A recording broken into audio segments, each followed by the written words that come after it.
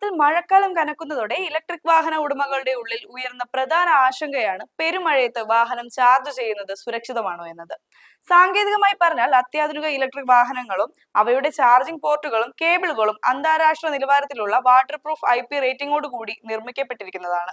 വെള്ളം കയറി short circuit ഉണ്ടാകാനുള്ള സാധ്യത പരിമിതമാണെങ്കിലും കനത്ത ഇടിമിന്നലുള്ള സാഹചര്യങ്ങളിൽ അമിത ജാഗ്രത പാലിക്കണമെന്നാണ് വിദഗ്ധർ നൽകുന്ന മുന്നറിയിപ്പ്. വെറും ഒരു മഴയല്ല, മറിച്ച് പ്രകൃതിയുടെ പ്രഹരശേഷിയുള്ള മിന്നൽ പിണരുകൾ വാഹനത്തിന്റെ സെൻസിറ്റീവായ ഇലക്ട്രോണിക് ഘടകങ്ങളെയും വില കൂടിയ ബാറ്ററിയെയും നിമിഷ നേരം കൊണ്ട് തകർത്തേക്കാം.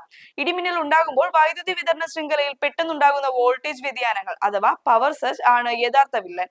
പൊതു ചാർജിംഗ് സ്റ്റേഷനുകൾ എല്ലാ കാലാവസ്ഥയും പ്രതിരോധിക്കാൻ ശേഷിയുള്ളവയാണെങ്കിലും വീട്ടിൽ ചാർജ് ചെയ്യുന്നവർ സ്വിച്ച് ബോർഡുകൾ, സർജ് പ്രൊട്ടക്ഷൻ ഡിവൈസുകൾ സ്ഥാപിക്കുന്നത് വാഹനത്തിന്റെ ആയുസ് വർദ്ധിപ്പിക്കും. മഴയത്ത് ചാർജിംഗ് പ്ലഗ് ഇൻ ചെയ്യുന്നതിന് മുൻപ് കണക്ടറുകളിൽ ഈർപ്പമില്ലെന്ന് ഉറപ്പുവരുത്തേണ്ടത് അത്യാവശ്യമാണ്. ചാർജിംഗ് സുരക്ഷിതമാണെങ്കിലും ശക്തമായ മിന്നലുള്ളപ്പോൾ ചാർജർ വിച്ഛേദിക്കുന്നതാണ് ഏറ്റവും ഉചിതമായ സുരക്ഷാ നടപടി. ഓരോ ഇലക്ട്രിക് വാഹന നിർമ്മാതാക്കളും അതത് മോഡലുകൾക്കായി പ്രത്യേക ചാർജിംഗ് മാനദണ്ഡങ്ങൾ നൽകിയിട്ടുണ്ടാവും.